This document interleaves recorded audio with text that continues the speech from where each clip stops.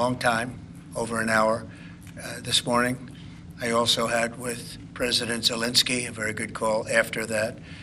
And I think we're on the way to getting peace. I think President Putin wants peace, and President Zelenskyy wants peace, and I want peace. I just want to see people stop getting killed. We're very far away from that particular war, but that's a vicious war. Probably 1.5 million soldiers killed in a short period of time. I've never seen anything. I have pictures that are, you wouldn't believe it. You wouldn't believe what you have to look at. Young, beautiful soldiers that are just being decimated. And it would be nice to end it immediately. But we had a very good talk with, people didn't really know what President Putin's thoughts were, but I think I can say with great confidence he wants to see it ended also. That's good. And we're going to work toward getting it ended, and as fast as possible. It's a horrible situation going over. It's flat land, and the bullet goes off, and the only thing it can hit is a body, a human body, a young human body. And they're losing just tremendous numbers of mostly soldiers. The cities and towns have been largely demolished. It's a shame what's happened to that country. It would have never happened if I were president. That I can tell you. Would have never happened. It's to look at that. And October 7th would have never happened either, by the way, the Middle East. But we'll get it. I think we'll get it. We'll get something done. We're going to be meeting. Actually, tomorrow they're meeting in Munich, as you know, and we're going to have some other meetings. And I'll be dealing with President Putin largely on the phone, and we ultimately expect to meet. In fact, we expect that he'll come here, and I'll go there, and we're going to meet also probably in Saudi Arabia. The first time we'll meet in Saudi Arabia, see if we can get something done. But we want to end that war. That war is a disaster. It's a really bloody, horrible war. Saudi Arabia, the first meeting will happen? I think so. We think we're going to probably meet in Saudi Arabia, the first meeting. Hasn't been set, but not too distant future. We both understand, we know the Crown Prince, and I think it'd be a very good place to meet. So it sounds like that would just be a meeting between you and Putin and perhaps the Crown Prince, but not President Zelenskyy? Probably we'll have a first meeting, and then we'll see what we can do about the second meeting. Did you also commit to go to Ukraine? What about Ukraine? Did you commit to go to Ukraine? No, I haven't. I haven't committed to go to Ukraine.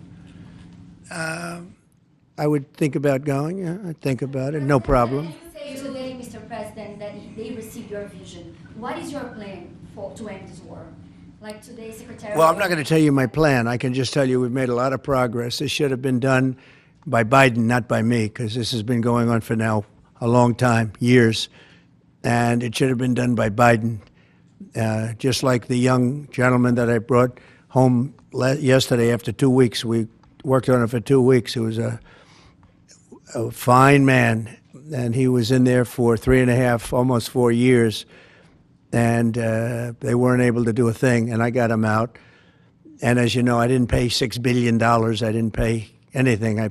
We did a trade, and we did a good job. We got him out in 2 weeks. It should have been out years ago. It really should have been out years ago. NATO membership for Ukraine? I don't think it's practical to have it, personally. I know that our new Secretary of Defense, who's excellent, Pete, made a statement today saying that he thinks it's unlikely or impractical. I think probably that's true. I think long before President Putin, they said there's no way they'd allow that. This has been going on for many, many years. They've been saying that for a long time, that Ukraine cannot go into NATO.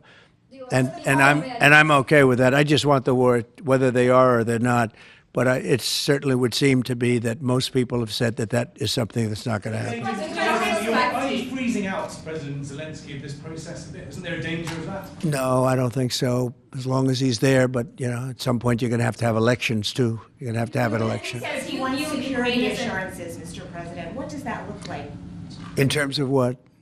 If the war were to end, he says he wants guarantees of security. We'll see what that means. I think when the war ends, one thing he was very strong about, if it ends, he wants it to end. And that's President Putin said that. He wants it to end He doesn't want to end it and then go back to fighting 6 months later. We talked about the possibility, I mentioned it, of a ceasefire so we can stop the killing, and I think we'll probably end up at some point getting a ceasefire in the not-too-distant future. Do you provide as an equal member expect of the Ukraine- peace Say process? it, what? Do you view Ukraine as an equal member of this peace process? It's an interesting question.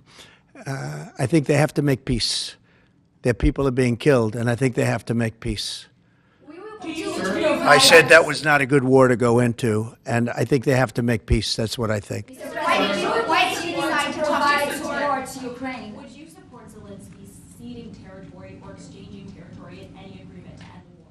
Well, he's going to have to do what he has to do, but, you know, his poll numbers aren't particularly great, to put it mildly. He's got a country where, you know, it's been savaged and attacked, and he's got an army that's been very, very brave, actually, despite the fact that, you know, we've given him, in my opinion, $350 billion. That's what the real number is. You don't hear that number. And Europe has given, in my opinion, $100 billion. And they've done it in the form of a loan. And I have a Secretary of Treasury right now who's actually quite brave. He's over in Ukraine on a train. And there's a lot of things happening around that train that aren't so good.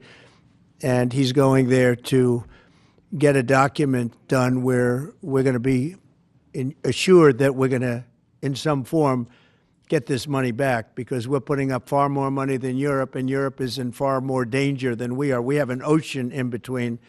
Europe has nothing in between. You know what they have in between? They have Ukraine in between. So wait a minute. So, as you know, Europe is putting up money, and they're getting it in the form of a loan. And the United States under Biden didn't do loans. They just handed money every time somebody walked in from Ukraine. They just handed them money foolishly. This should have never happened. It should have never started. And once it did, other things should have happened. Other things should have taken place. So we're getting security on our money. We're going to have it secured by, they have rare earth, and they have oil and gas, and they have a lot of other things. And we're asking for security on our money. So does it mean you are not sending any more They've agreed to it. Ukraine has agreed to it. Does it mean you are not sending any more aid to Ukraine? No, we are, but we want it secured, and the money is going to be secured. When would the U.S. stop sending funding? When would the U.S. stop sending funding? Because if we didn't do that, then Putin would say he won. We're the thing that's holding it back. And frankly, we'll go as long as we have to go, because we're not going to let the other happen. But President Putin wants to have peace now, and that's good. And he didn't want to have peace with Biden. Was that conversation with Putin? And you tell me why that is, okay? Was that conversation with Putin to start these negotiations part of the deal to bring Fogel home? No, but it was a nice thing that he allowed Mark Fogel to leave. In fact, Mark wasn't feeling well, but he was, all of a sudden, about 2 weeks ago, he started being treated very nicely. He said they took him out for haircuts. They took him out. They helped him out a little bit and made him feel better, made him look better. And they were nice to him. And he said, I saw something happening. And it coincided with when I came into office. So that was nice. And he's a fine person. He was so happy to be out. He was there for 3.5 years plus, and he shouldn't have been there at all. They should have had him out much faster than that.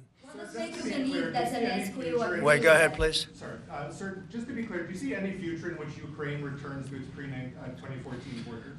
Well, I think Pete said today that that's unlikely, right? It certainly would seem to be unlikely. They took a lot of land, and they fought for that land, and they lost a lot of soldiers. But it would just seem to me, and I'm not making an opinion on it, but I've read a lot on it, and a lot of people think that that's unlikely. Some of it will come back. I think some of it will come back. Yeah, some of that land will come back. I'm back in Ukraine. Don't say that. I'm approving, but I do want security for our money. You know, Europe is getting security. You know that, right? They're giving their money in the form of a loan. Nobody knows that. And why are we at $350 billion, and Europe, which doesn't separate with an ocean like we do, we have a little thing called an ocean in between. Why is it that Europe is paying 200 billion less than us to help Ukraine. Very similar size. If you add up all the European countries, it's a little bit smaller than the U.S. in terms of the economy. Why is it that they're not paying the kind of numbers that they should be paying? And then on top of it, and I've been saying this to Biden, I told Biden, I said, you ought to be asking for either a loan or some kind of a security, like their oil and gas or something for the money, because you're putting up much more money than Europe, and you have no security. Europe's putting up a much smaller amount, and it's in the form of a loan, because we have people that were incompetent in the last administration, grossly incompetent, and we're changing it. But we change it, and all we do is we get hit by lawsuits from the radical left all the time.